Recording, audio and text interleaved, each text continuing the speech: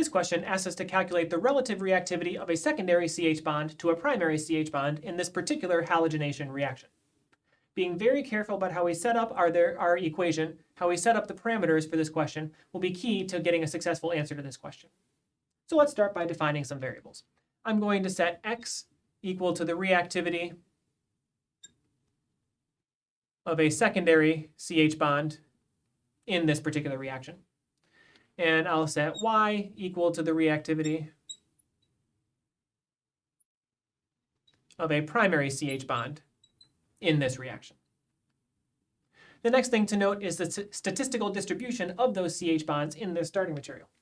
In this starting material, there are 2 secondary CH bonds, and there are 6 primary CH bonds. There are 8 total CH bonds. 2 of them are secondary, 6 of them are primary.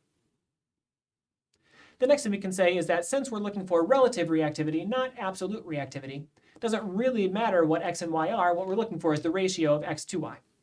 So what that means is I can arbitrarily set y, the reactivity of a primary CH bond, to be 1. This makes sense when I look at this statistical distribution compared to my actual product mixture. There are 8 total bonds. Only 2 of them are secondary CH bonds, but reactivity at those 2 CH bonds accounts for 97% of my product mixture. That tells me the secondary CH bond is likely to be more reactive than the primary CH bond. So if I arbitrarily set the reactivity of a primary CH bond to 1, the reactivity of a secondary CH bond should be greater than 1. That'll make these numbers a little bit easier to work with. The other thing I did there was actually really important, so let me pause and talk about that. I got a qualitative sense of what I think this answer is going to tell me. There are fewer secondary CH bonds, but there is more secondary product in this reaction. So that qualitatively tells me that my reactivity of a secondary CH bond should be greater than the reactivity of a primary CH bond. Getting a qualitative sense of a reaction before you actually do the calculations can help get you on track and make sure the answer is what you think it's supposed to be. Next, I can look at this statistical distribution compared to the actual product mixture and start to set up an equation to solve. Of the 8 total bonds, 2 of them are secondary, but they account for 97% of the reaction mixture.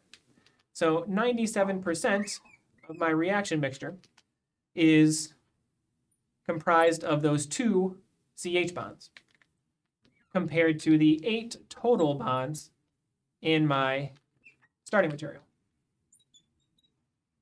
2 times the reactivity of the secondary CH bonds plus 6 times the reactivity of the primary CH bonds accounts for all of the CH bonds. 2 of those 8 account for 97% of my reaction mixture. Since I already arbitrarily set y equal to 1, I can substitute that into this equation.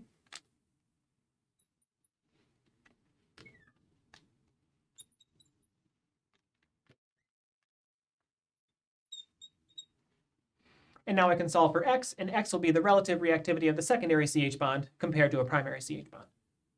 So when I multiply this through, I get 1.94 times x plus 5.82